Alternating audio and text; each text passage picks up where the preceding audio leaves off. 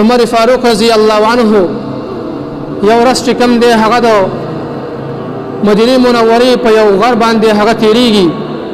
د هغه سره خپل لښکر ور سره دی خپل فوجونه ور سره دي دغه شان د ګرمۍ هغه موسم دی سخت ګرمي ده د ګرمۍ وخت دی عمر رضی الله عنه داسې چې کوم دی لاندې صحرا بیابان ته کتل ډیر سات چې کوم دی ولاړ دی څه وخت پس یو کس هغه تپوس کوي چې امیر المؤمنین ستا د وجه نه ټول لښکر ولاړ دی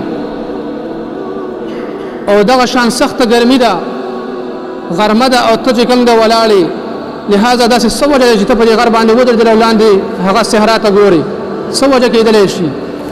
هغه ورته وایي وایي زه چې کله ځوان وم نو ما به چې کوم دی دې صحرا ته هغه اوښان راوصل او ما به هغه سرول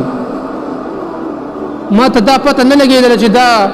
یعنی ما به هغه نه شو مړولی ما ته پته نه لګېده د هغې د مړوالي وایي اکثر به ما دا اوښان چې کوم دی هغه کور ته نهر به ورتلل وایي په کور کې به زه چې کوم دی پلار هغه ډېر ورټلم